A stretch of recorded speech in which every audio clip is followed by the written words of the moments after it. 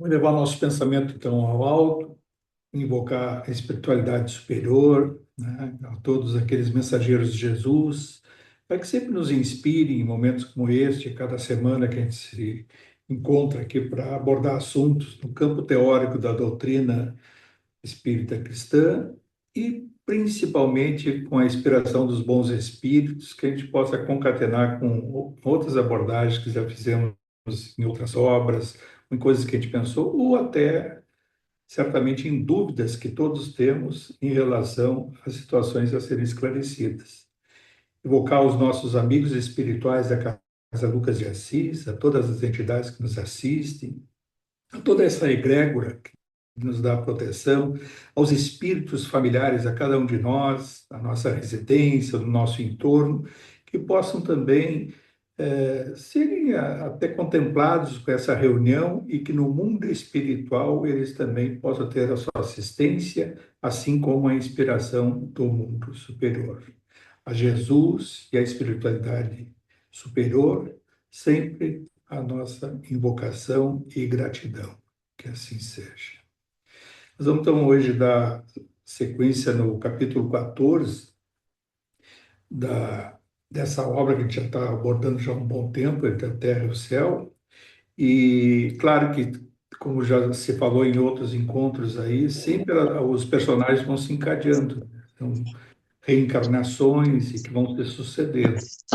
Sabe que então toda essa abordagem dos capítulos anteriores, elas redundaram então nos dois personagens, que é a Antonina e o Leonardo Pires. Leonardo Pires, que é um espírito que está na casa de Antonina e que ali recebeu até a assistência do Clarencio, do André Luiz e do Hilário, que na visita que Antonina fez ao mundo espiritual para visitar o seu filho Marcos, lá ele permaneceu e está recebendo agora essa assistência que a gente viu nos últimos dois capítulos, que então com a reaproximação no retorno do mundo espiritual intermediário superior, na visita ao filho dela, o Marcos, no retorno, ela adormeceu e aí foi preparado para a noite seguinte uma assistência a esse senhor Leonardo Pires, que havia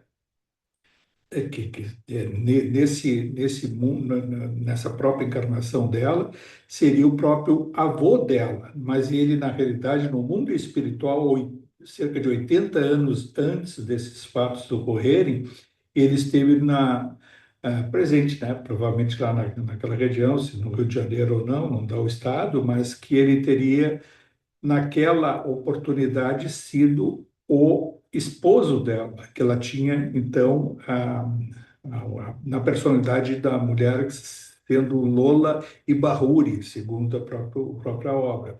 Então, Leonardo Pires foi casado com a Lola Ibahuri na época da Guerra do Paraguai. Isso lá cerca de 1860, 70, ah, na época da Guerra do Paraguai. Ela foi seduzida por um colega do Leonardo Pires, chamado Esteves, né? O Júlio, o Esteves, que na realidade ele era um enfermeiro colega do Leonardo Pires, que servia o exército, e na época aquela da Guerra do Paraguai, ele deu em cima da mulher do Leonardo e ela acabou cedendo, né? Não foi assim uma traição, ela que teve a inspiração ela foi seduzida no processo, mas claro, tem a parcela dela né, de equívoco, de culpa, vamos dizer assim, entre aspas, que ela teria passado por esse período, né, de sedução com o Esteves, e o Leonardo percebeu e viu a cena. E ele, o que que fez? Arquitetou uma vingança contra esse seu colega, e mais adiante ele acaba envenenando esse rapaz, que é um enfermeiro, e José Esteves, né? E que ele foi, então, assassinado pelo Leonardo Pires. Ninguém descobriu, né? A Justiça dos Homens não descobriu, tinha uns rumores lá naquela época, lá no próprio no Exército, mas não foi apurado porque estavam diante de uma guerra. Então, tinha um mal maior e o escândalo foi meio que abafado em possíveis pessoas que pudessem tomar conhecimento. Bom, o que aconteceu? Aí, essa Antonina, aí a gente vai ver nesse capítulo, a gente vai ver na sequência agora e fazer uns comentários, ela, naquela encarnação, ela esteve com o Esteves e depois, claro, nem casou com esse Esteves, esse rapaz, ele foi assassinado. Mas o Leonardo Pires abandonou essa Lola, né? E ela depois teve um processo muito difícil do final da encarnação dela e veio a reencarnar na figura como neta desse Leonardo Pires. Bom, nós vamos fazer então agora começar a leitura e a gente vai comentando aos poucos toda essa coisa. A gente sabe que então esse episódio agora desse capítulo ele se dá dentro da casa da Antonina. Antonina, quando retornou do mundo espiritual, ela na noite seguinte, já dormindo, em processo de desdobramento, ela é atraída num processo para regredir ao passado daquela fase da Guerra do Paraguai, e nesta regressão é que ela tem, em desdobramento, saindo do corpo que estava adormecido na cama, tem um encontro com o avô dela, que na realidade ela é encarnada, nem percebia o avô ali, né? E que na realidade esse Leonardo Pires, que era o seu ex-esposo. A gente vai ver então nesse texto. É bom para se situar no espaço, no tempo, que esse capítulo vai se dar na regressão espiritual.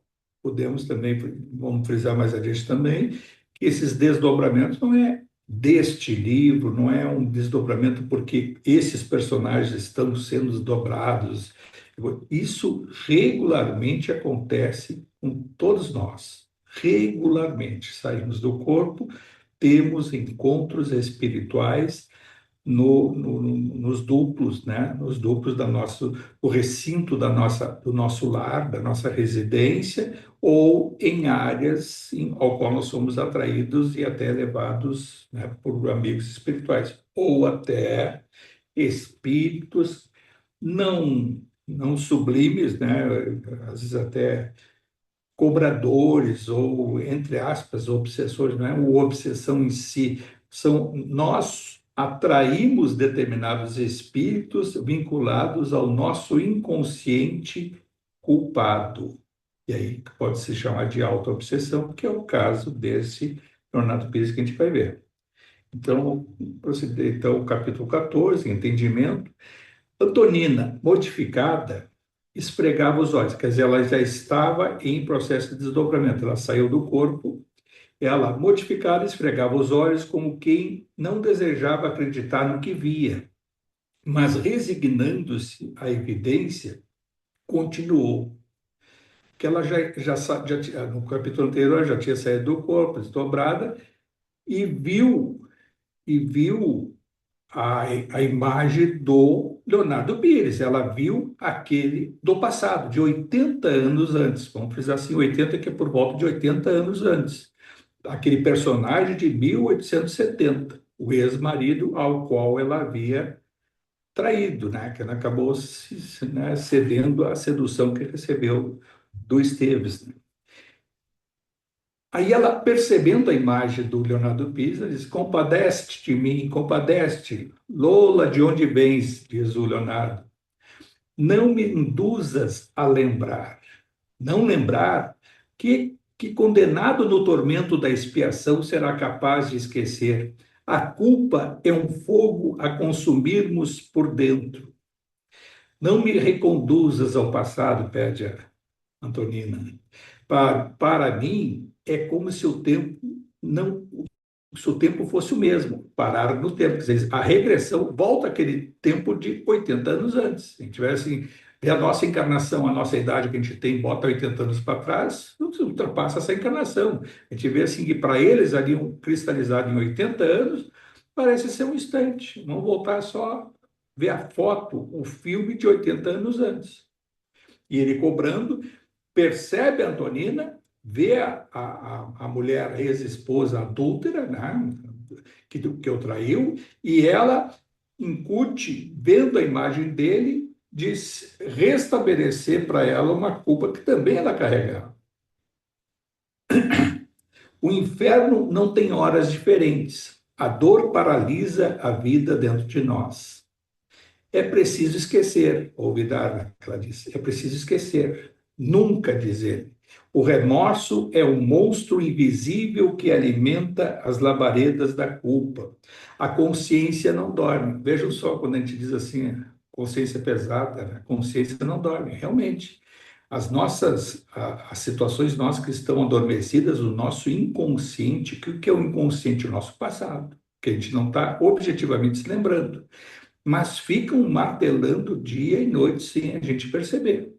Mais ainda quando a gente entra em conexão com alguma causa de passado que nos culpa, que é a causa, às vezes, de distúrbios mentais, né?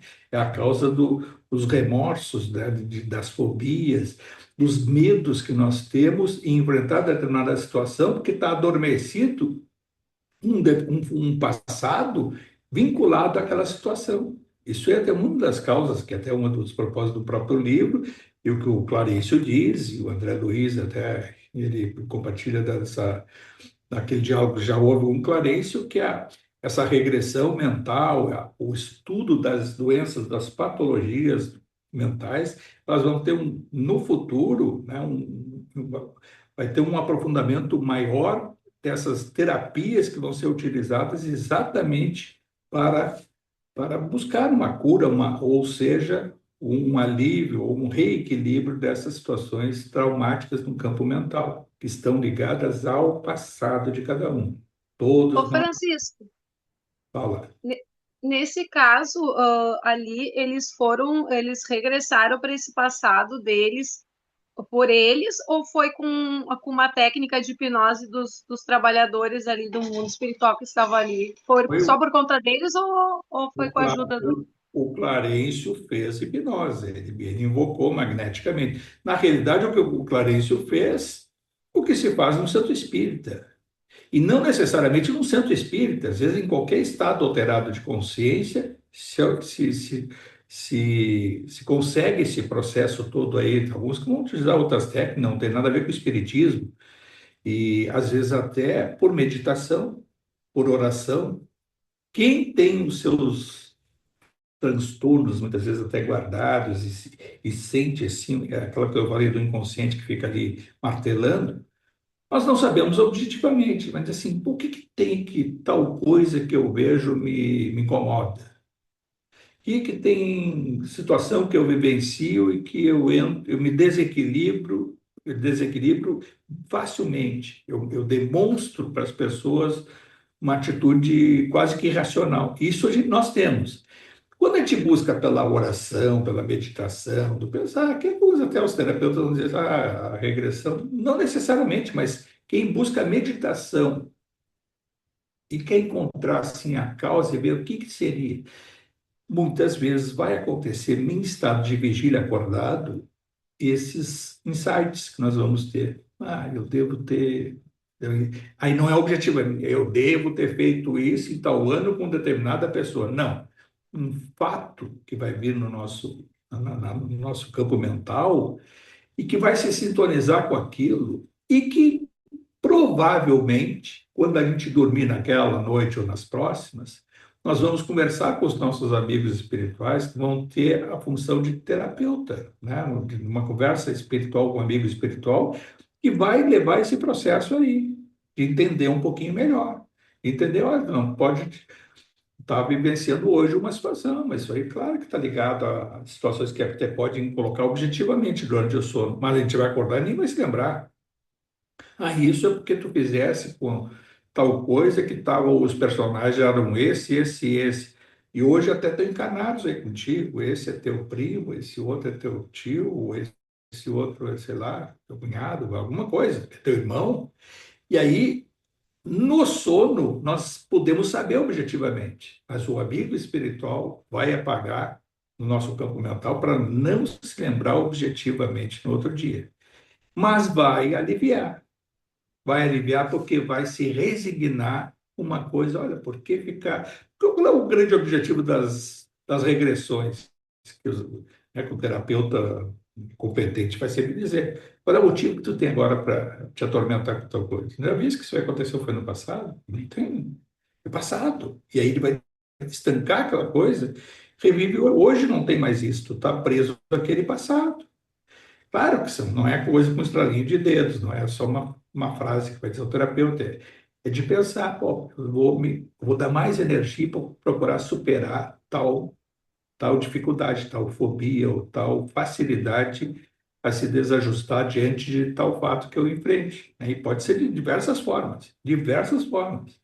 Francisco, Aquele que tem dificuldade, tem gente que entra, eu conheci vários na vida, que entra no elevador e entra em pânico. Eu conheci pessoas trabalhando, onde do prédio que eu trabalhava com 10 andares, e que só de escada não entrava no elevador. Quer dizer que isso não tem alguma coisa a ver com o passado? Lógico que sim, claustrofobia, e assim outros, medo da altura, ou medo da coisa, e assim vai busca lá para trás, vai ver alguém que ou jogou de um penhasco, alguém, quantos crimes aconteciam dessa forma? Omissão diante de um fato que sabia, né, e traz para si. Quem é que perguntou? Francisco, eu estou fazendo um curso com a Antônia Neri de psicologia espiritual. E ela é mestre em psicologia transpessoal. E a transpessoal já utiliza muito desse conhecimento de vidas passadas. Isso. E agora o que ela me diz que está evoluindo o estudo da psicologia para começar a atingir essas áreas também do indivíduo, da pessoa como um todo, inclusive verificando o passado para fazer a cura de traumas e tal. E ela está, através dos livros. Ai, desculpa, a Jana está aqui. Dos livros da Joana de Ângela, ela tem Isso. conversado sobre a parte espiritual. Ah, não vou poder continuar conversando. Espera um pouquinho, Jana. Mas, na realidade, é isso aí, viu, Sandra? É isso aí que até o Clarence falou, que está na Exatamente. capítulos Quer anteriores. dizer, já estão estudando modificar um pouco mais isso, porque a época de Freud, aquelas antigas, eles viram que barravam em algum ponto que não seguia adiante, né, O que mais na faltava e tratamento. faltou para o Freud e principalmente para o Jung, o Gustavo Jung, né, que estudou, foi talvez o É, cientista que mais estudou o sonho e o sono. o Jung, E não chegou a muitas conclusões, porque chegou um momento em que o Jung ele tinha que entrar no mundo espiritual, na espiritualidade. e Foi não meio conseguiu que ler. ele foi omisso, ele não teve assim, faltou um pouquinho de coragem a mais para ele. Talvez hoje, se ele retornasse Ele já estava discriminado pelo grupo, isso, pelas ideias, né? Então ele exatamente. parou ali, né? E aí a gente vai ver assim, quem essa resistência profissional também tem o ponto das trevas, Sim. intuindo colegas, outras autoridades a desacreditar, a colocar no ridículo público e tal. Mas tudo na vida é um processo, né? Nós recebemos várias influências benéficas e maléficas, porque nos levam a uma conduta de um lado e para outro. Nós temos tudo, essa dicotomia, né?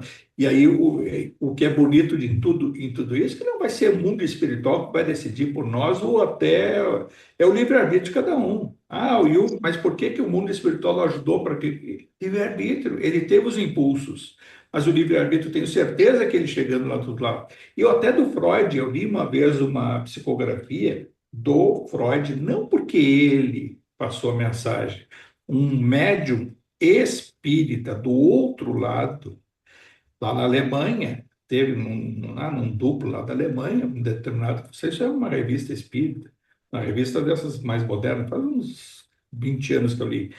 E o Freud, no mundo espiritual, foi localizado por esse espírita, estudioso da espiritualidade, e quis saber dele uma série de coisas. E ele invocou lá no mundo espiritual o espírito do Freud, e ele chega até meio irritado e tal. Que pergunta que vocês querem fazer? O que é isso? Para quê? Qual é o objetivo?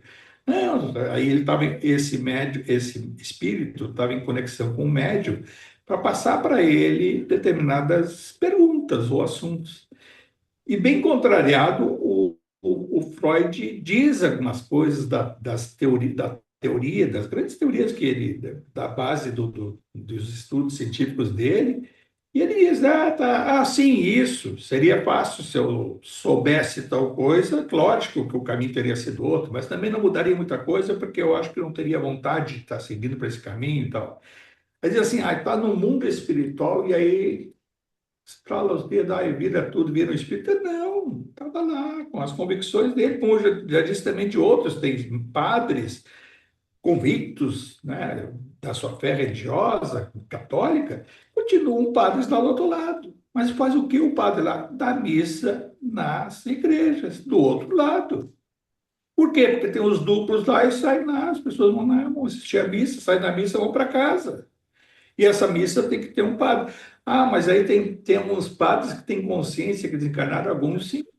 Um dos exemplos eu dou do Dom Helder Câmara, que era bispo, a serviço lá de Olinda, né, em Recife, lá em Pernambuco. E aí ele desencarnado, está lá. Aí perguntaram o que está fazendo. Eu estou servindo a igreja aqui do outro lado. Tem casas de saúde aqui que necessitam de muita assistência. Ah, mas o que tu acha então? Tu tem convicção que está desencarnado? Eu disse, eu acho que há mundo espiritual e há muitas moradas na casa do Pai. Isso é apenas uma questão de compreensão, não muda muito. Ele disse, o Dom Helder Câmara mandando mensagem para um médio através de intermediários do mundo espiritual. Ele não foi num centro espírita, no mundo espiritual, para falar com o centro espírita que não, é a mensagem dele, continua fazendo as mesmas coisas. Se a pessoa tem a virtude de ser bom, e vai continuar sendo bom lá do outro lado. A gente viu aquela obra aí há pouco, não estava o João Paulo II conversando com o Chico Xavier, lá inaugurando lá um centro espírita católico, espírita, quer dizer, um centro espírita católico espírita, um centro espírita católico cristão, coisa assim, que era a união dos católicos com os espíritas, lá do outro lado, inauguração, foi lá, o João Paulo estava muito bem também, né, rejuvenescido, trabalhando com o Chico Xavier, fazendo várias, certo? Não Mas é... onde é que, ô Francisco, Oi? onde é que nós lemos aí que tinha agora aquela igreja Sim, que é essa aí, né? é. Que não é só não é nem só católica e espírita, na realidade ela abrange todas cada uma na sua espiritualista, né? Cada uma na sua hora, vamos dizer assim, né? Todos na mesma. Essa aí está na visita que ele fez ao nosso lar, dizendo que tem lá Isso. Eu deste outro lado da vida. Isso, do outro lado não sei do que, da vida. Ô Francisco, eu queria só fazer um comentário para não perder o fio da meada que tu comentou sobre o nosso livre-arbítrio, né? Mas algumas literaturas, assim, elas deixam bem claras, né? Que muitas vezes o nosso livre-arbítrio ele é muito controlado, né? Porque ainda nós não temos condições, é como se fosse uma criança de 5 anos de idade, assim, tem que cuidar o que vai comer, na hora que vai dormir, o que vai fazer, não pode ficar sozinho, porque daqui a pouco tu enfia o dedo numa tomada, ou tu come alguma coisa que não... Então, na realidade, parece que ainda a gente tem as escolhas, né? A gente tem as nossas escolhas, né? E a gente tem, e principalmente quando as escolhas são péssimas e a gente sabe que é ruim, e a gente repete ela pelos nossos vícios, mas parece que numa grande maioria das vezes, assim, o nosso livre-arbítrio ele é limitado, né? Ele é assim monitorado para que a gente não faça uma bobagem muito grande que possa nos afetar e afetar todo mundo que esteja à nossa volta. Vamos supor, eu sou um piloto de avião, não é assim toda hora que eu tenho uma tristeza eu vou derrubar um avião. Isso. Né? Agora, isso provavelmente vale as proteções que nós temos. Existe aquela coisa da primeira infância, por exemplo. A chance de dar errado com uma criança é muito grande. De dar errado, tudo. Pode estar lá caminhando, daqui a pouquinho sobe num muro e cai lá do outro lado, ou se atira, ou puxa vai no fogão, puxa uma panela quente que está ali e cai por cima. Às vezes até acontecem esses acidentes, mas existe muita proteção nessa para vingar a primeira infância, não é fácil. Depois, claro, dos 7 aos 14, 13 anos, o livre-arbítrio, aí começa a deixar aí o poder das escolhas. Mas ao longo de toda a vida, nós também temos os nossos amigos espirituais, protetores, e temos também aqueles que estão querendo vingar. E aí o processo desse ajuste, onde é que está Deus que permitiu tal coisa? Deus não se mete, né? A lei ela é universal. Existem esses contrapesos, e aí vai depender desse livre-arbítrio também. Claro que está semeando sempre no coração, no pensamento, no campo mental, coisas ruins, malévolas e tal. Olha, a encarnação já tem por natureza não ser fácil. E ainda com mais a contribuição individual da pessoa, se agrava mais. Agora, existe, como tu falaste do avião, vai acontecer a grande tragédia coletiva. Existe também, como existe nesses, lá, bomba atômica, tá lá, os terroristas. Coisas que até eles conseguem fazer, porque existe uma psicosfera densa, às vezes, que contribui para o tal fato, uma hecatombe lá, as torres gêmeas lá, que aconteceu lá em Nova York, lá caíram e foram lá os aviões que foram. Mas existe o mal maior, o mal menor, e existe uma sintonia vibratória que, em geral, vai impedir grandes tragédias se não estiver em curso, na sua grande maioria, na lei de causa e efeito. Às vezes, grande tragédia é um processo de atração psíquica coletiva para que aquele fato venha a ocorrer, para, de forma coletiva, dar oportunidade de expungir, de expiar toda essa questão. A gente vai ver naquele circo lá em Niterói, lá em 1963, lembra que eles já ouviram falar daquele circo que pegou fogo lá em Niterói, que morreram centenas de crianças?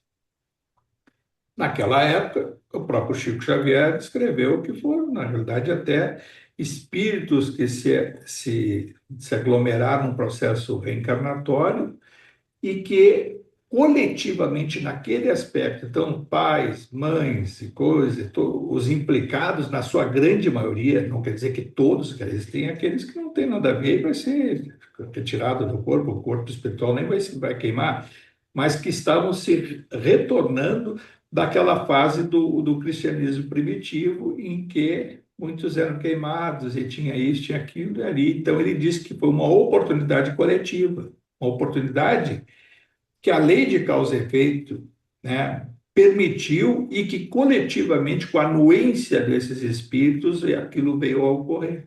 Mas até o que vai ser da vida do pai, da mãe? Também está em curso de uma série, de um fato ao outro. Eu vou procurar ler, senão não vou conseguir terminar nem metade. Então, o drama ali da Antonina, com o Leonardo Pires, ele cobrando muito dela, e ela tentando pedir perdão e clemência, que ele fosse, né, que amolecesse o coração. E aí ele diz, Conceição não dorme, não me rebente o coração, diz ela, e acaso o meu não foi estraçalhado? Ele cobra. O diálogo prosseguia comovente, e Antonina, genuflexa de joelhos, né, explodindo em angustiosa crise de lágrimas, implorou com mais força: não golpees minhas feridas mal cicatrizadas. Não se rouba ao devedor o ensejo de pagar. Quer dizer, ela quer pagar como devedora, né, que até a oportunidade de pagar, e não ser impedida disso. E a pagar é com o perdão. Entretanto, por ti, gemeu o interlocutor, o Leonardo, enredei-me no crime, amei-te e perdi-me. Trazias nos olhos a traição disfarçada. Lola, por quê? Por quê? Quer dizer, ele clamando, aquele passou 80 anos antes. E ante o doloroso acento com que essas palavras eram pronunciadas, a pobre mulher suplicou mais triste: Leonardo, perdoa-me, sofri muito, enlouqueceste, é verdade, mas a perturbação que me atacou era mais lastimável, mais amargosa. Sabes o que seja o caminho da mulher aviltada entre o arrependimento e a aflição? Meditastes algum dia no martírio do coração feminino relegado à penúria e ao abandono? Refletiste alguma vez a desilusão e na fome da meretriz desprezada e doente? Acaso poderás perceber o que seja a flagelação de quem espera a morte sob os sarcasmos de todos? entre a sede e o suor. Tudo isso conheci. Ela, quando traiu e ficou depois, nem viúva, porque não chegou a casar com aqueles tempos, ela foi abandonada, provavelmente ela até disse que tinha filhos, e ela teve que se prostituir para conseguir sustentar a família. Se prostituindo, né? E até fica bem claro que ela até, né, tinha no mundo dos prazeres, bebia, tomava o próprio vinho, e ela provavelmente foi nem com meretriz conseguiu depois se sustentar, porque provavelmente o corpo dela, e o envelhecimento e outras coisas, e ela acabou sucumbindo com alguma doença, uma doença degenerativa, se foi, pode ter sido sífilis em terceiro, quarto grau, pode ter sido uma tuberculose e tal. Ela morreu abandonada, pobre, doente e atraída no mundo espiritual, ficou vagando durante um bom tempo. Isso enquanto que ele teve uma encarnação longeva, foi lá quase por 90 anos de idade, e ela em espírito vai fazer a visita a ele, acaba atraindo ao lar dele, e ali ela tem um determinado conforto, e ela vai fazer mais adiante um relato para ele. Aí, o que ele diz? Matei, porém, por tua causa, tartamudeei o mísero, infundindo compaixão. Naquele tempo, alegou a infortunada, fiz pior, exterminei minha alma. Quer dizer, ela diz, ele matou o cara e ela exterminou a própria alma. Esposa, troquei o altar doméstico pelo mentiroso tablado do gozo fácil. Mãe, envelheci aqui de vil, né? Ela não é de envelhecer, é envelheci, ou seja, ele envelhecia o mandato de Deus, a oportunidade que Deus deu para ela, para ser mãe e tudo, ela desprezou essa oportunidade. Crestando é secar, é queimar, crestando todas as flores da minha felicidade, ou seja, felicidade, né? Tanto é o perfume das flores, pois não, flores murchas, secas, queimadas, foi o que foi feito da vida dela. Pudeste, no entanto, realizar o reerguimento que ainda não consegui. Foste, em suma, feliz. Aí ela responde para ele: feliz? Eu, Antonina, feliz, semi-desesperada, acusa-me de infiel quando, como tantos outros, te cansaste de mim, procurando outras novidades e outros rumos. Provavelmente ela estava também dizendo alguma coisa da vida dele, ele mesmo casado antes de ela traí-lo e tal, provavelmente ele deve ter aprontado alguma, garantindo com outras e tal, seduzindo também. Ela dá a indireta aqui para ele que também ela sabia ou ficou sabendo. Vi-me sozinha, enferma e aniquilada. Debalde é em vão, né? Em vão busquei afogar no vinho do prazer a horrível impressão do abismo em que me precipitara. Porque quando o desencanto e a enfermidade me relegaram à margem da vida, acordou-se-me a consciência, incumbindo-me desapiedada. Ou seja, então ela já está vagueando no mundo espiritual, em algum momento mais rápido do que ele tiver assim 80 anos ainda desse processo, tá? Até encarne longevo, mas fixado ainda naquela coisa da culpa. Esse Leonardo Pires não foi acusado por ninguém no mundo espiritual. Ele carrega com ele a culpa de ter praticado aquele homicídio.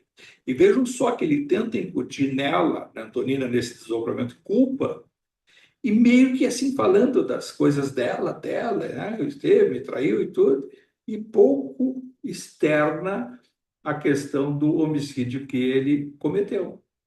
E ela, em momento nenhum, ficou jogando na cara dele: ah, tu matasse o outro, tu fizesse. Não, ela já está resignada, está numa outra vibração.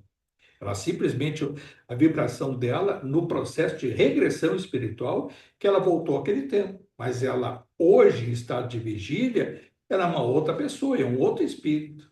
Essa é a diferenciação que tem que ser feita.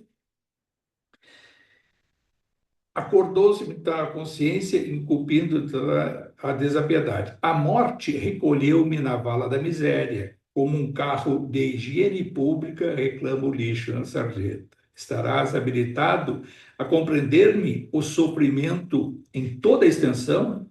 Por muitos anos vaguei aflita, como ave sem ninho, refugiada no espinheiro da dor que cultivara em mim mesma. E esmolei proteção junto daqueles que me haviam sido afetos estimulantes da juventude. Ninguém recordava de mim. Ou seja, foi prostituta, se prostituiu, procurou provavelmente os clientes, homens, lá do outro lado. E nada, fizeram que nem conheciam, alguns desencarnados, provavelmente outros até encarnados ainda, e que ela procurava em desdobramento. Ela deve ter aprendido alguma técnica de se aproximar, essas coisas que acontecem com o mundo espiritual, percebeu que estava desencarnada, ficou um bom tempo assim, mas a exaustão, e a exaustão levou a um processo de despertar de consciência mais rápido. Por quê? Porque não ficou fugindo de si. Logo ela passou por essa aflição profunda, mas não fugiu de si. Já o Leonardo Pires fugiu de si, fugiu do seu próprio crime, ficou aí, né, aquela coisa de fazer de conta que não é, e tendo uma auto-obsessão, a culpa que martelava dia e noite. Felizmente para ele, por um lado, não tinha vingador, não estava o próprio Esteves lá do outro lado, e nem amigos do Esteves atrás dele, mas ele tinha uma coisa mais grave que ela, a longo prazo, é gravíssima, né? Que é o remorso. Aquela coisa, ninguém está te culpando, mas a tua consciência está lá guardando, está guardado, está guardado. Bom, não me cabia recolher uma gratidão que eu não semeara, até que um dia Antonina passou a destra na fronte pálida, como se evocasse velhas recordações fortemente trancadas na memória. Seu olhar adquirira assustadiça expressão dos enfermos com a febre, que a febre torna dementados. Findos alguns instantes, exibiu no rosto a surpresa de quem se banha num relâmpago de luz, parecendo haver encontrado a imagem que ansiosamente procurara, continuou. Até que um dia, veja só, até que um dia senti que me chamavas com pensamentos de carinho e de paz. Rememoravas alguns traços elogiáveis de nossa vida, recompondo a lembrança a festas que organizávamos em favor dos combatentes mutilados. As tuas divagações arrancando ao pretérito as raras reminiscências felizes que poderíamos identificar, caíram sobre mim como um bálsamo refrigerante. Chorei aliviado e adormeci em tua casa, no aconchego da família que tiveste a ventura de constituir. Ou seja, Leonardo Pires, encarnado, ele teve uma outra família, teve outros filhos. Ela, nesse intervalo de tempo, desencarnou. Ela morreu, ficou doente e tal, morreu, e ela, no mundo espiritual, estava vagando. Veja só o poder da atração. Em determinado momento, ele meditando, aquelas coisas que a gente fica assim pensando numa relação anterior, uma fase da vida, seja o que for. O pensamento é tudo, né? O mundo espiritual ele é guiado pelo pensamento. Pensamento que é a força pulsante do espírito. Tudo que a gente pensa, a gente emite para o universo. Ele, em determinado momento, estava rememorando a família que tinha, e na época aquela do quartel dele, que da guerra, né? E que faziam festas, comemorava, e ela ajudava na festa, ele também, eram agradáveis. Era uma fase da vida boa dele e que ela estava inserida. Quando ele pensou nisso, imediatamente o espírito dela foi evocado. Veja só qual é a força do pensamento. A gente tanto vale isso para o lado positivo como negativo. Muitas vezes a gente até nem, né, muitos acham que não é, né? A gente fica assim, às vezes, pensando alguma coisa do passado, aí pensa lá, se lembra de um tio, de um avô, um familiar próximo, um afeto nosso, e o campo mental nosso está rememorando aquilo, seja às vezes vendo uma foto, vendo um filme, ou vendo uma outra coisa que nos compara a uma fase da nossa vida pretérita desta encarnação, querendo ou não, nós invocamos os espíritos que estão associados àquela imagem. Alguns até são atraídos de tal forma, não de forma desajustada, e são atraídos ao nosso ambiente, ou ficam ligados ao nosso pensamento onde eles estão. Porque a gente tem que parar um pouco de pensar de que toda a evocação do espírito significa que esse espírito tem que vir para nosso ambiente físico aqui, nosso lar. Ele pode estar ligado onde ele estiver, distância não é impedimento, e ele, naquele momento, também vai se relembrar ou vai ser atraído a uma boa lembrança. Isso no lado positivo, tem no lado negativo também. E é essa a força pensante que ocorre durante a oração. Quando nós oramos, nós praticamos exatamente isso. Vou orar por alguém, já vimos até nessa própria obra, né? A prece, lá bem no início desse livro, a força da prece, invocamos determinado espírito, um determinado pedido em relação a alguém, e aí vimos também a prece refratária, aquela, então, a Odila, essa mesma aí, que é um dos personagens, que não tinha condição de receber da filha dela aquela prece, e foi a prece refratária, ou seja, dirigida a ela, o mundo espiritual desvirtuou para que fosse atendida por uma terceira situação, conectada com uma terceira situação. E isso acontece de todas as formas do nosso pensamento. O que a gente pensa, existe uma força real, pulsante no mundo espiritual. Por isso que bons pensamentos, por isso que criar determinadas paisagens no campo mental nosso é fundamental. O que se faz no centro espiritual? Às vezes fica lá, né, invocando as proteções, o que é isso? É criar uma paisagem espiritual compatível com aquele pensamento e que, se ele for coletivo e todos aqueles que estão ali naquela corrente ou naquele ambiente ali espiritual, de conexão espiritual, vai se constituir aquela paisagem mental no mundo espiritual e vai facilitar também uma compreensão daqueles espíritos envolvidos, vão se sentir melhor, bem, assim por diante. Alguns até, claro que alguns até, não é o problema de fantasiar, mas colocam tantas situações que a cara, uma cachoeira aqui, outra ali, uma luz lá, fica um ambiente até que não vou dizer que espiritualmente até fragmentos dessa paisagem não sejam constituídas do mundo espiritual, mas o que vale é onde a força do pensamento individual e, melhor ainda, quando for coletiva, constitui um ambiente propício a determinadas atividades. Da mesma forma, também no lado negativo. Então, aquilo que a gente mentalmente for pensar num lado mais denso vai atrair espíritos que vão consumir aquela energia, fruto da paisagem mental densa constituída por aqueles que estão emanando daquela forma. É assim que acontece com as viciações, né? Com as alimentações, com álcool, com as drogas e tal. E que os espíritos vão fazer? Eles vão consumir o duplo dessa forma pensamento. A forma pensamento é geral, né? Ela vai se dar de uma paisagem geral. Quanto mais energia, mais constituído vai ser o duplo dessa paisagem. E é esse duplo que é constituído de fluido vital que vai ser consumido ou utilizado pelo plano espiritual. Da mesma forma, quando se dá fluidificando a água, dando mantimentos para que as equipes realizem o seu trabalho. Isso acontece, né? Vai lá, tá dando, constituindo. No mundo espiritual, nessa faixa vibratória, vai se materializar, entre aspas, né? Vai se constituir um ectoplasma com aquela força pensamento. É assim que se dá, porque tudo tem um comando mental.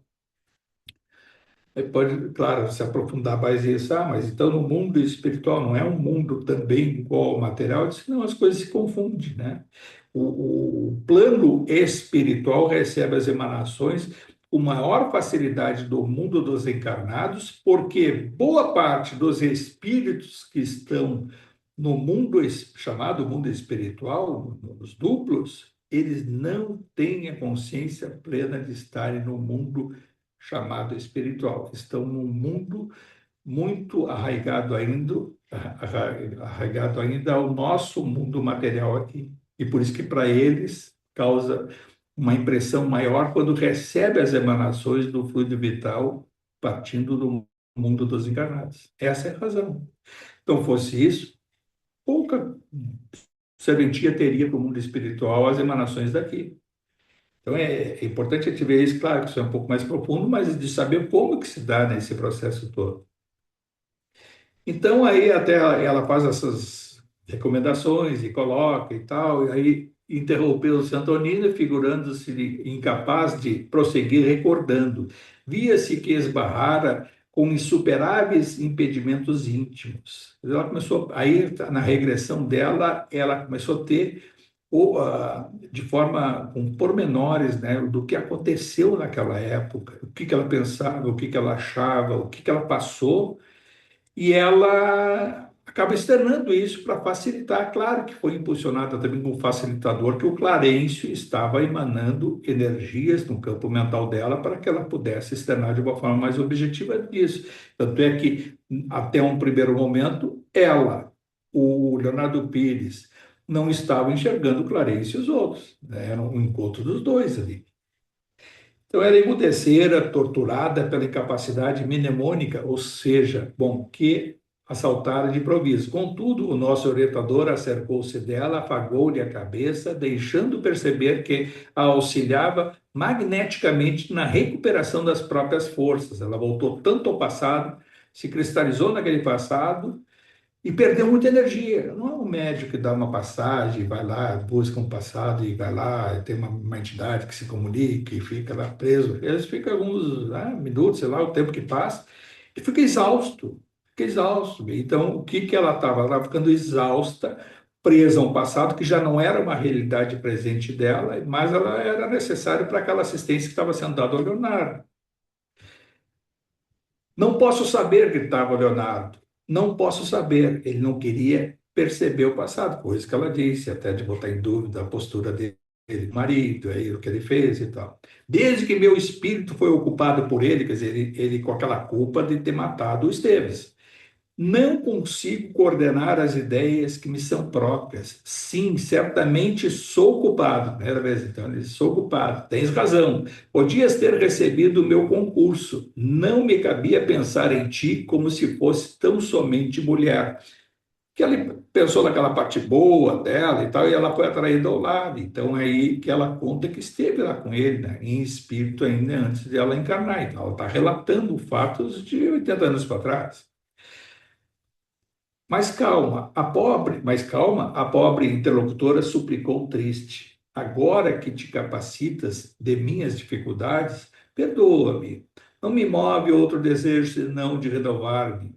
Sofri muito, aprendi duramente. Peço a proteção da divina bondade para todos aqueles que me não compreenderam e procuro sinceramente esquecer as ofensas que outros me assacaram, como desejo sejam esquecidas as ofensas que pratiquei contra os outros. Não me reconduzas, pois, ao passado. Compadece-te de mim. Reparávamos com assombro que Leonardo e Antonina, sob o controle paternal de Clarencio, se mantinham detidos na posição vibratória em que haviam subitamente caído.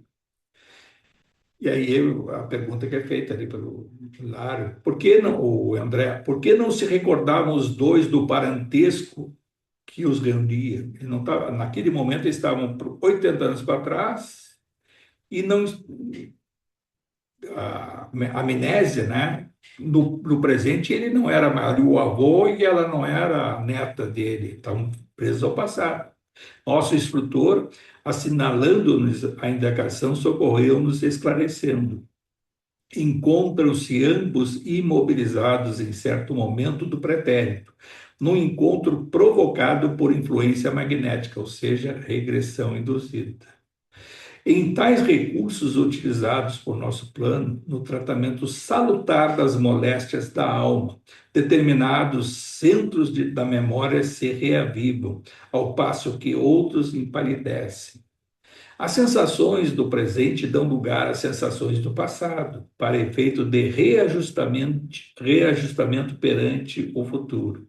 O fenômeno, porém, é momentâneo. A breves minutos regressarão à consciência normal, melhorados pela boa luta. A explicação não podia ser mais satisfatória nem mais simples. O ministro continuava prestando assistência à nossa amiga, qual se Antonina não devesse avançar na faixa das lembranças. Aceitando-lhe os apelos, Leonardo, como que arrefecer o ímpeto inicial da desesperação, fitava, né? E agora quase que piedosamente, mais longe de albergar qualquer sentimento positivo de ordem superior, arrancou do próprio íntimo nova onda de cólera que lhe atingiu a máscara fisionômica, ou seja, as recaídas. Isso acontece, é muito normal, inclusive na nossa vida, aqui encarnados.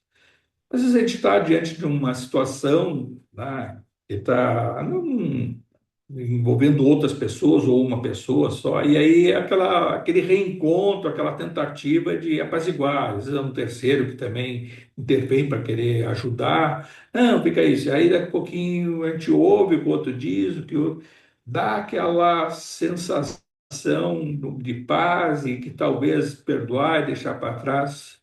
Mas aí vem daqui um pouquinho, vem. Mas tem uma coisa que eu quero te dizer. Não, não admito, tu também fizesse isso. Aí vem aquela coisa. Aí já não somos só nós. Às vezes é os adversários que vão tentar incutir. O que ele tinha ali? O grande adversário, ele não era um espírito cobrando.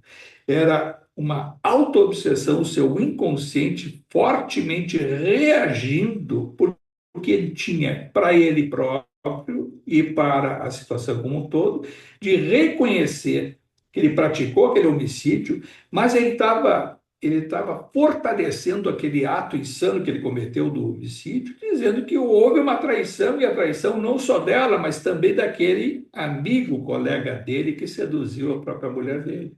Então ele queria ter a razão de ter matado envenenou aquele ex-colega, né? E queria justificar isso. E ele vai ter o quê? Vai ter uma coisa assim, parece que ele está dentro de mim. Não estava dentro, estava encarnado. Nem estava dando mais bola para ele. Inclusive é invocado agora nessa parte aí, essa invocação dele, mas foi conduzida pela essa lei da atração, né? Do campo mental. Isso você pode fazer faz uma corrente mediúnica e faz também na nossa vida. A gente pensa que a gente não invoca espíritos, tanto encarnados como desencarnados. Facilmente, mas os encarnados quando eles estão dormindo. Às vezes até aí tem um problema mais profundo ainda. Mesmo em estado de vigília, nós podemos invocar outros encarnados. Um campo mental que vem até nós e o outro está lá, às vezes está até distraído, e é facilmente distraído porque o campo mental foi atraído por uma telepaticamente invocação de um outro, né? Tem pessoas que têm até, claro que tem, juntos são técnicas, existe essa capacidade, às vezes as duas partes têm que estar mais sensíveis a esse processo. Isso acontece muito, sim, a gente perceber. Talvez alguns que até param para dizer, eu vou. E às vezes até funciona isso no campo positivo quando a gente deseja também um bem, uma oração, uma energia, eflúvios que mandamos a alguém e que esse alguém encarnado está recebendo aquela sintonia vibratória do alto através das nossas emanações e ele se alivia, facilmente se distrai, experimenta alguns instantes, né, de benevolência, de lucidez espiritual e assim por diante. Aí, então, o que ele acontece? Vai acabar. E aí passou a olhar para ela, e aí ele arrancou do próprio íntimo uma nova onda de cólera, cerrando os punhos, bradou desvairado. Sim, sim, entendo-te. Foste suficientemente infeliz. Mas por que trago comigo o fantasma dele? Ter-se-á convertido num demônio intangível para arrastar-me à existência? Estaremos no inferno sem saber, agarrados um ao outro? Viverei dentro dele, quanto ele vive dentro de mim. Ou seja, ele achando que o Estevam está dentro dele. Tá? Pelo remorso, pela autossugestão, autoobsessão. Porque me não permite o verdadeiro repouso. Se procuro dormir, desperta-me, cruel. Se tento esquecer, agiganta-se-me no pensamento. Ou seja, autoobsessão pura, né? Ele que tá, aquela coisa, ele não conseguia. Tudo aquilo que ele disse lá no início, a consciência não dorme, é para ele não conseguia dormir. A consciência culpada, e olha, se vão aí quantos anos, né? 80 anos desde aquele episódio até provavelmente essa fase que aconteceu, esse relato aí. Desequilibrado, Pires ergueu para o teto os punhos retesos, né? Enfurecido, ensaiou alguns passos no recinto estreito e passou a clamar: Esteves, homem ou diabo, onde estiveres em mim ou fora de mim, corporifica-te e vem. Estou pronto. Acertemos as diferenças. Vítima ou carrasco, aparece. Que meu pensamento te encontre e te traga. Que as forças do nosso destino nos reúnam, enfim, corpo a corpo. Estava clamando por um duelo com o Esteves. E clamando como se estivesse assim, chamando o inconsciente dele, chamando. E eis que, isso sempre quando a gente faz, vamos invocar no recinto onde a gente estiver ou em pensamento. Essa sintonia, em geral, vai acontecer. Acontece do outro espírito não ter nem, até por proteção dele ou da situação coletiva, de ser isolado. Olha, não vamos deixar essas emanações chegar para não perturbar o fulano. Imagina só ser invocado por umas sempre situações negativas e o outro está numa outra fase. Mas ali, na realidade, existe, né? O que a gente vai depois acompanhar também do Esteves, o atendimento para ele, que ele também é culpado, porque se sente no seu íntimo também o culpado de ter traído o próprio amigo, seduzindo a mulher do próprio amigo, né? Bom, alguns instantes decorreram quando fomos surpreendidos pela entrada de nova personagem na sala. Era um homem de seus 35 anos presumíveis, que se abeirava de nós, igualmente fora do vaso físico. Estava dormindo, onde morava, e foi atraído psiquicamente àquele ambiente ali, desdobrado, vindo com o seu cordãozinho de prata, ligado àquele corpo que estava dormindo na casa dele. 35 anos, provavelmente 35 anos hoje e mais em sintonia com aquele 30, hoje, eu digo na época disso, e 35 anos que foi provavelmente aquela época que houve o assassinato e tal. Passeou no recinto esgazeado olhar, dando-nos a impressão de que não nos percebia a presença e ofegante e contrariado, qual se estivesse ingressando ali, constrangidamente deteve-se apenas na contemplação de Leonardo e Antonina, reconhecendo-os estarrecido e agoniado. Esse desdobramento é um desdobramento bom, né? Já veio ofegante, veio tudo, veio contrariado, quer dizer, invocado espiritualmente, né? Para ser como se fosse puxado para um julgamento, né? Foi levado a um tribunalzinho deles de consciência. O Leonardo querendo acusá-lo, né? A Antonina sendo a testemunha, né? E parte da situação que liga os três, e ele vindo de um passado remoto, reencarnado em desdobramento, mas a consciência estava lá, estava adormecida, e ali desperta e vê os dois personagens.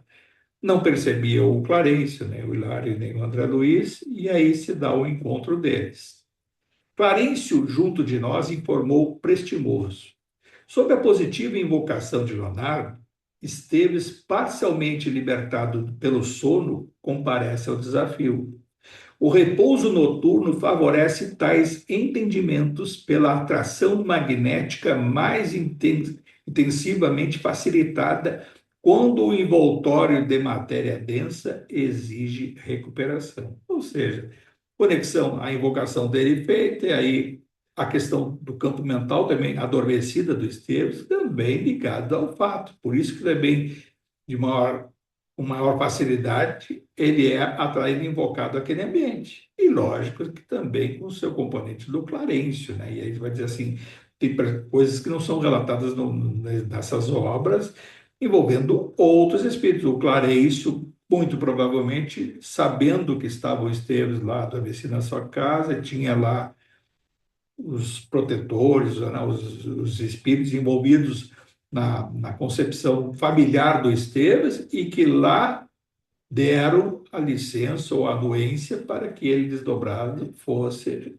levado a essa área aí. Não é assim também, eu estou dormindo, eu sou sem invocado e aí me captura e eu levo para lá. Não.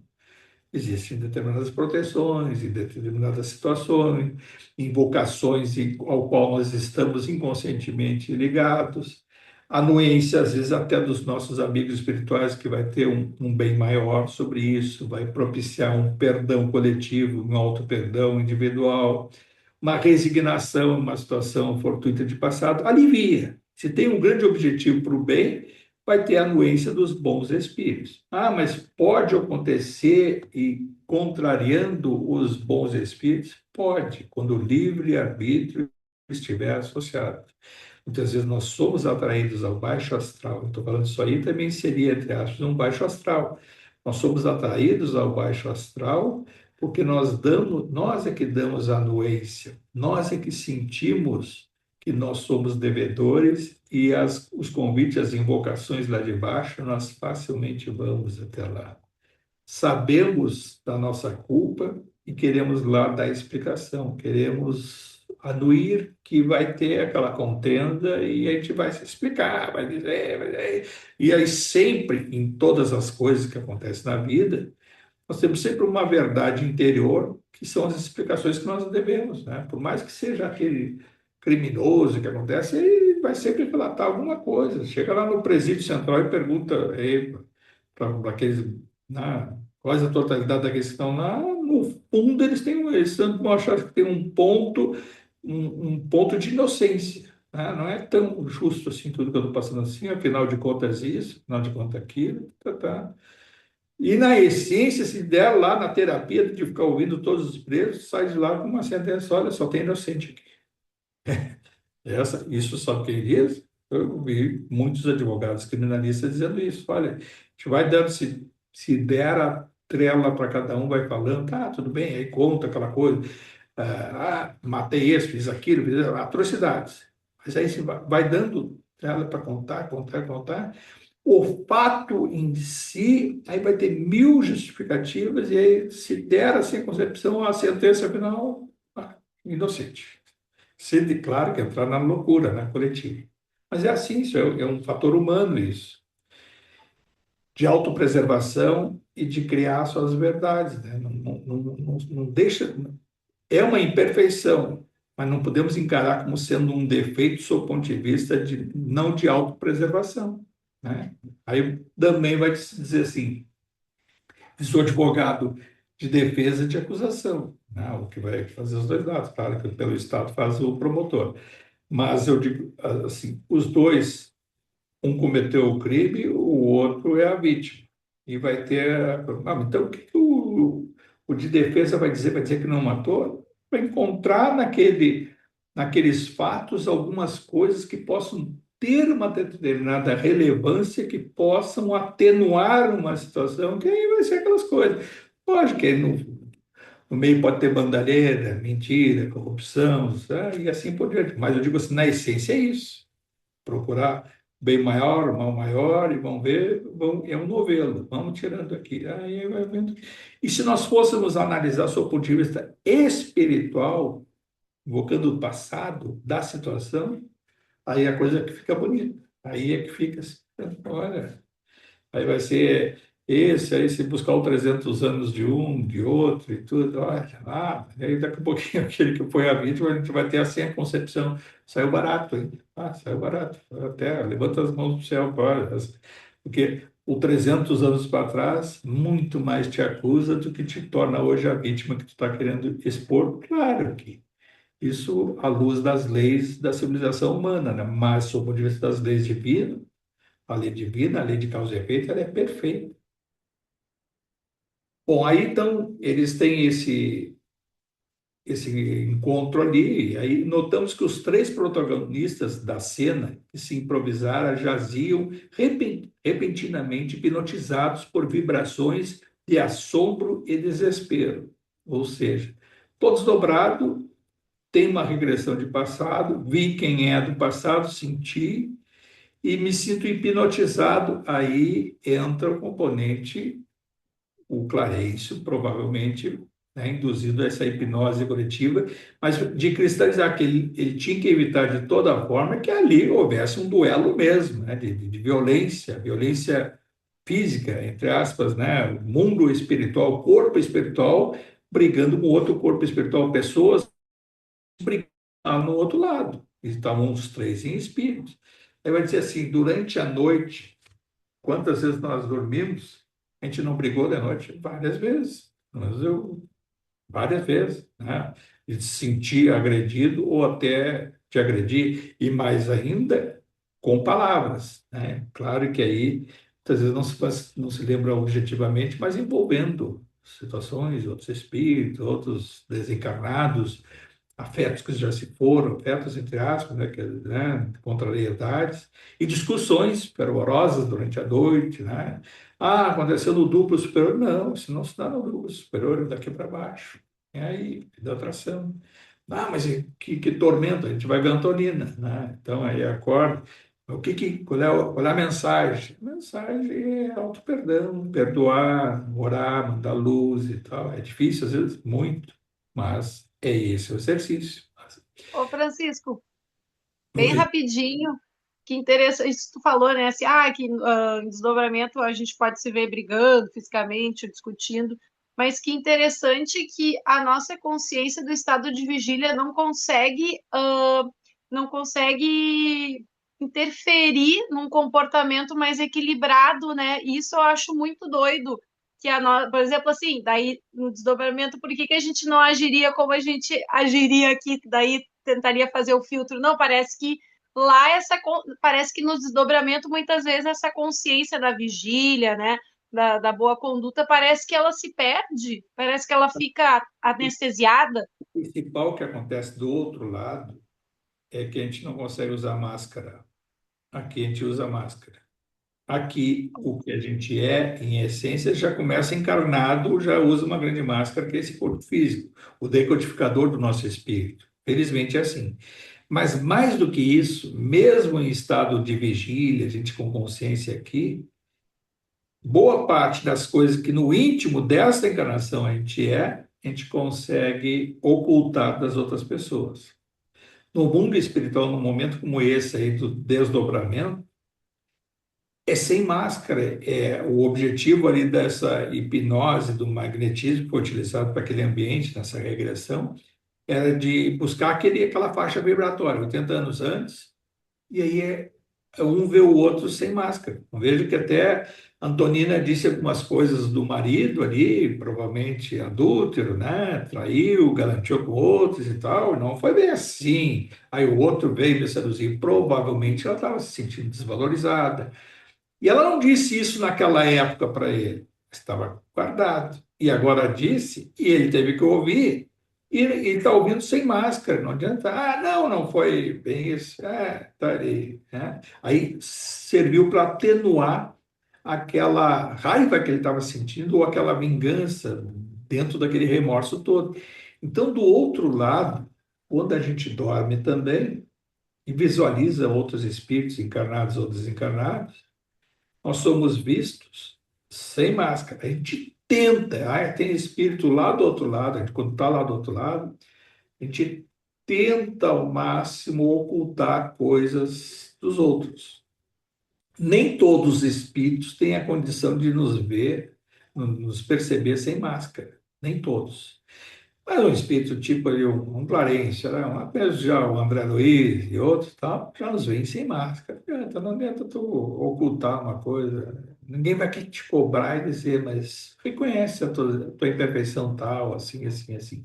É assim que se dá. Esse é o processo que facilita depois o despertar da consciência. Quando isso a gente está encarnado, a gente usa bem a máscara. Tem máscaras que a gente tem que usar no âmbito social e até familiar, muitas vezes, porque ele é necessário. Senão tem rupturas, muitas vezes, de convivência social. Vai plenamente dizer todas as coisas para nossas ou dos outros que tem que dizer em relação a nós, muitas vezes vai haver uma ruptura numa convivência social até familiar. Então não é assim, ela é necessária, só existe a máscara.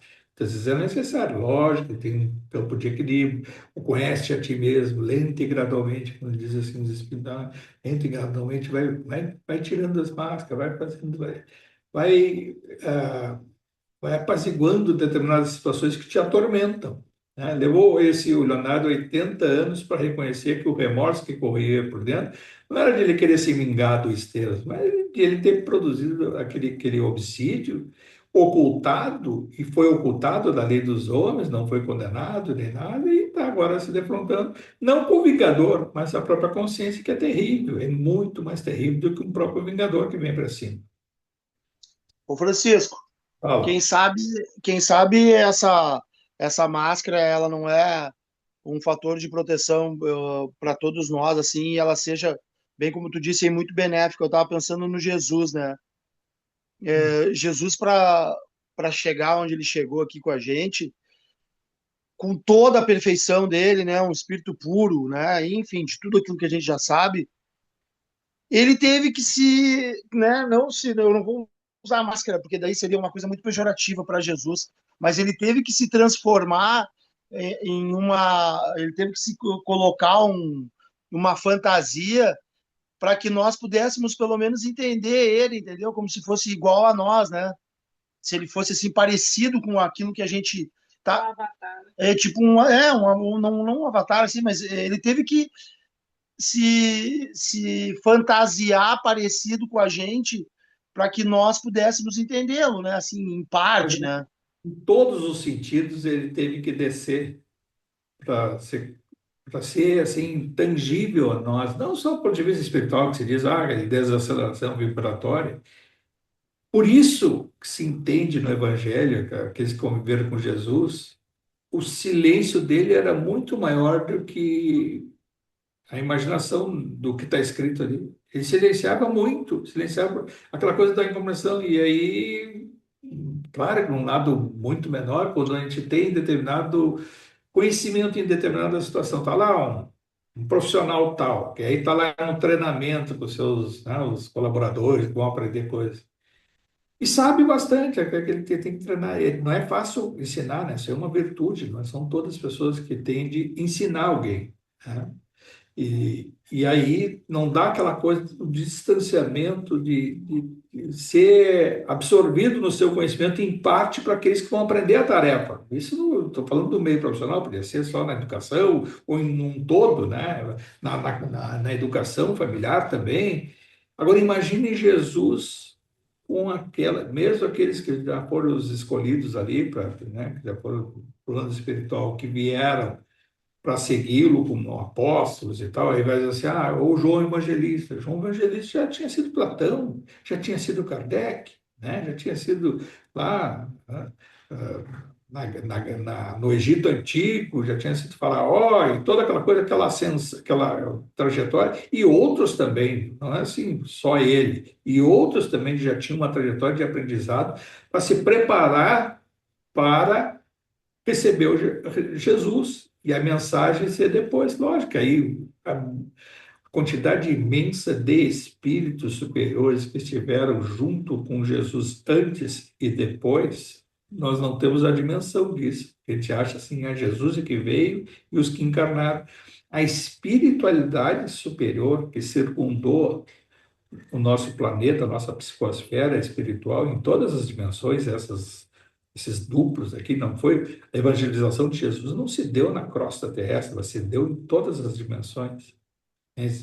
Multifacetária de todas, inclusive lá embaixo, né? Então, essa irradiação dele com os espíritos crísticos que o acompanharam antes e depois. E até hoje, né? E aí, espíritos que não se corporificaram, que não isso, mas que deram essa contribuição. E a dimensão nossa, humana, ela só pode ser respondida pela espiritualidade superior com muitas vezes o silêncio e o desejo que dê certo, porque Jesus, muitas das coisas que ele era perguntado para ele, que foram algumas registradas, mas teve muita coisa que houve o silêncio, silêncio absoluto. Isso aí o próprio irmão José conta numa das obras dele, aquela do Jesus, né, que ele conta da vida de Jesus. Jesus mesmo, ele conta ali toda aquela obra que ele conta toda a trajetória de Jesus, e de várias oportunidades ele diz assim, a compreensão humana não consegue captar a necessidade do silêncio da divindade. Muitas vezes ele dá umas indiretas dizendo que não tinha linguagem humana para dizer muitas das coisas, só o silêncio, e que ao longo dos séculos nós fôssemos decodificar tudo isso. E é o que ainda está acontecendo até hoje. É Felizmente, uma máscara. Ele, a gente recebe essas mensagens do mundo espiritual, da espiritualidade. Felizmente hoje, imagina, 1000 anos atrás não se tinha isso.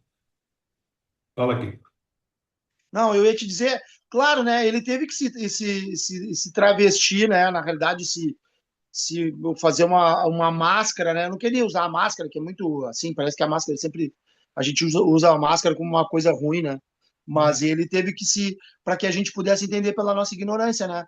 Mas se E, serve de dado aí, pelo que eu me lembre do livro do Miramês, lá do Francisco de Assis, lá na reunião antes do Francisco de Assis antes, né, na reunião dos amigos e todo mundo, parece que 800 espíritos, tá? Depois eu vou olhar aí no livro, 800 espíritos participaram da encarnação de Francisco de Assis. Alguns nasceram antes, outros nasceram durante, outros nasceram depois, para que pudesse fazer aquela falange inteira do Francisco de Assis, entendeu? Que tudo pudesse dar certo, né? Certo, né? Para que o plano pudesse.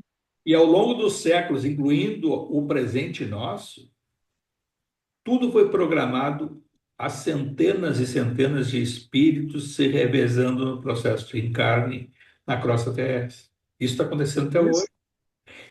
E mais agora, né, com esse processo da regeneração, mais e mais, uma grande quantidade substituindo aqueles que estão impedidos por uma série de razões a reencarnar na Terra, lenta e gradualmente, mas em número muito superior. E é isso que vai nos garantir, felizmente, não vai pegar, pelo menos o meu tempo, mas vai pegar essa fase logo adiante aí de transformação planetária. Não tem nem dúvida disso. Hoje eu estou com convicção. Chegou algumas vezes a gente fica meio pessimista.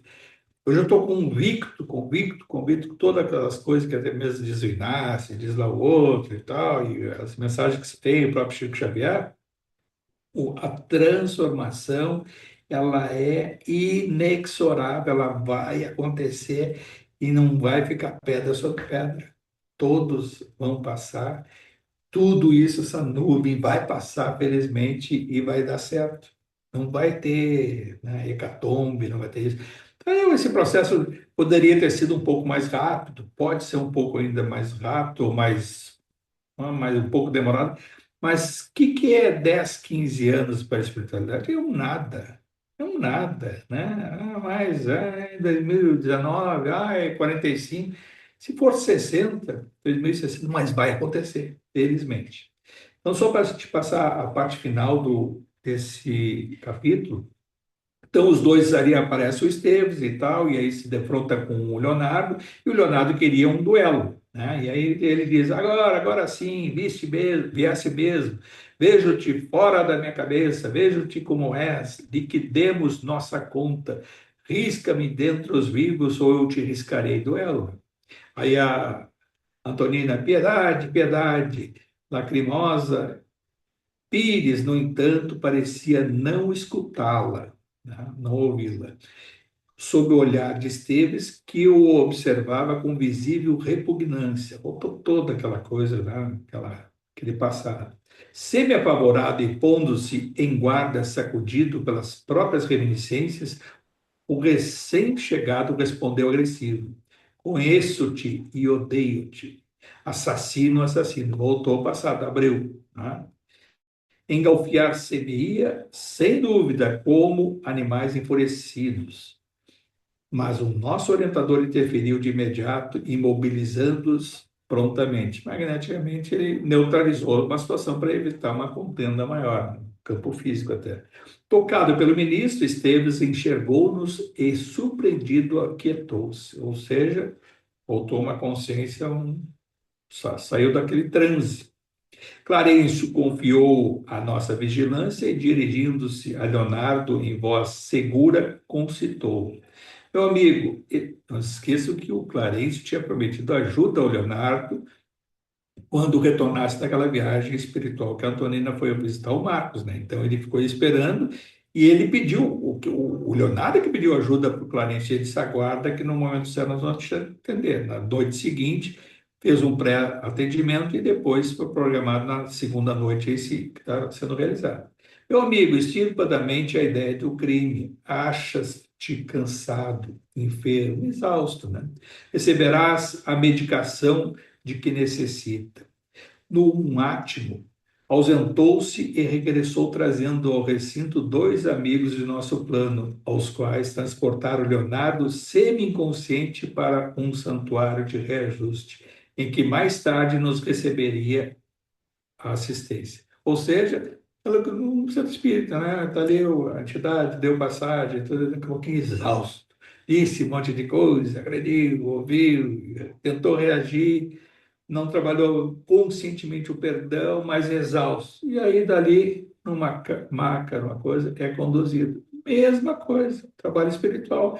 Socorristas pegaram, colocaram numa maca, semiconsciente, aí vai chegar lá numa área de assistência, num pronto-socorro desse, né, numa área intermediária, e vai receber soro de revitalização, energização, água fluidificada e tal, um processo que vai redundar numa reencarnação futura.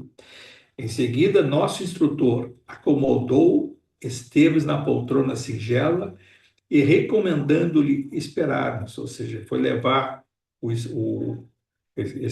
Leonardo foi reconduzido e aí eles tinham que conduzir a Antonina de novo para a cama, lá para se acoplar ao corpo físico. O nosso companheiro amedrontado obedeceu automaticamente.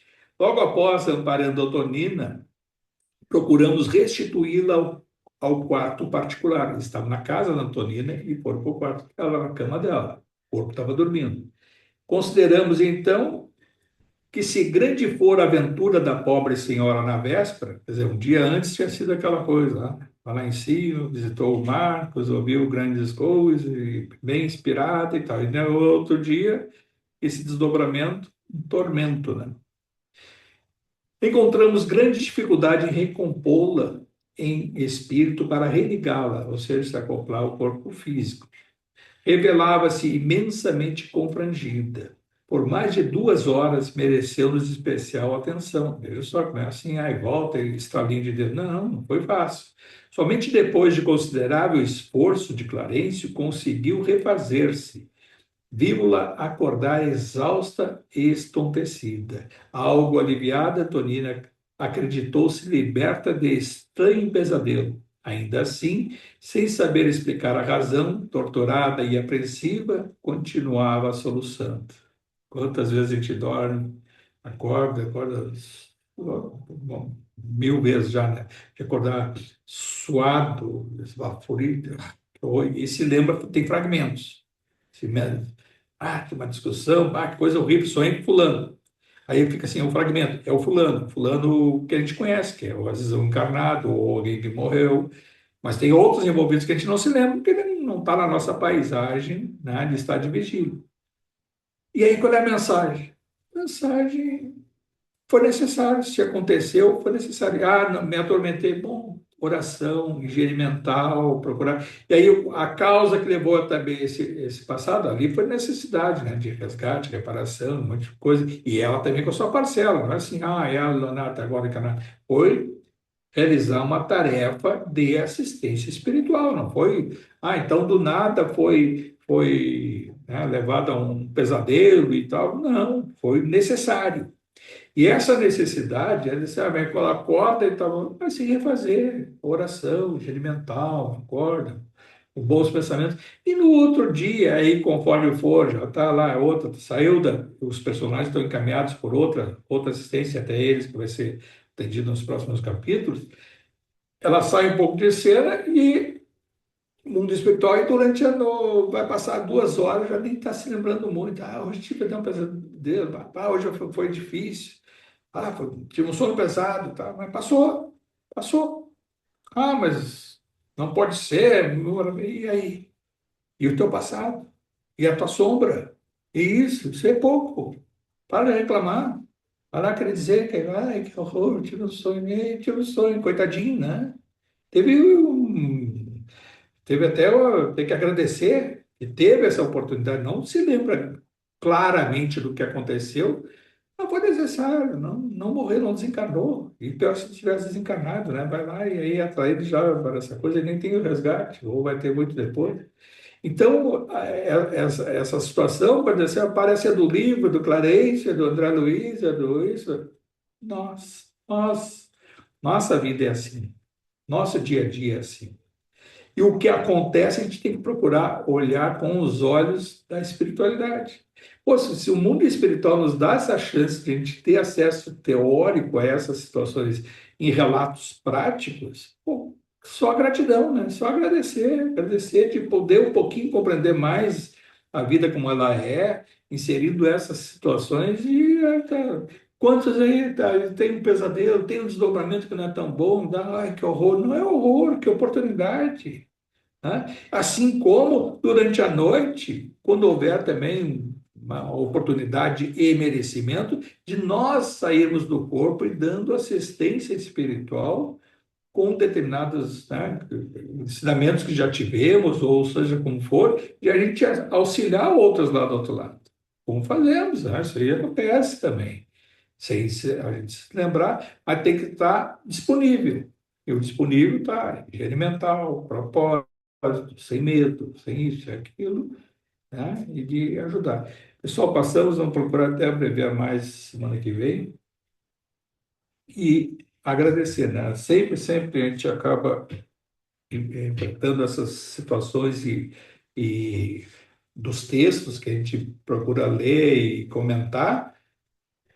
O grande propósito é de absorvermos essas coisas com a vida como ela é, à luz da nossa compreensão da espiritualidade, e não tem como fugir da gratidão. Olha, cada vez mais a renovação, sempre nós. Na verdade, a gente vai fazer o evangelho, agradece a semana, agradece a saúde que tem, agradece as situações. Às vezes até se coloca alguns obstáculos, algumas situações que a gente até tem que enfrentar. A gente pede o quê? Pede para que melhor a gente esteja preparado espiritualmente para enfrentar as vicissitudes do dia a dia. Essa assistência, ela é imediata. A gente vê assim, então, nesses livros, a força do pensamento, a invocação, o momento da oração é uma invocação, e nessas invocações nós recebemos assistência. E boa parte dessa assistência que a gente recebe, a gente se esquece muito de agradecer. Então, quer dizer que os espíritos têm que nos atender porque é a obrigação deles? Não, eles fazem isso com fraternidade, com amor, com convicção. Gostam de ajudar porque sabem que é ajudando que eles crescem espiritualmente, se sentem melhor por isso, e se sentindo melhor, vão ascendendo e vão. Esse é o processo todo. E a gente, às vezes, muitas vezes, fica mais preso a ter que pedir, e pouco agradecer. E por todas essas coisas, então, a nossa renovação, mais um dia, mais uma semana, de gratidão ao alto, de gratidão a Jesus e aos seus mensageiros. Pai nosso que está no céu, santificado seja o vosso nome. Venha a nós o vosso reino e seja feita a vossa vontade, assim na terra como no céu. O pão nosso de cada dia que nos dai hoje. Perdoai as nossas ofensas, assim como nós perdoamos a quem nos tem ofendido. E não os deixeis cair em tentação, e livrai-nos de todo o mal, Senhor, e que assim seja. Isso aí, então, pessoal. Vamos retomar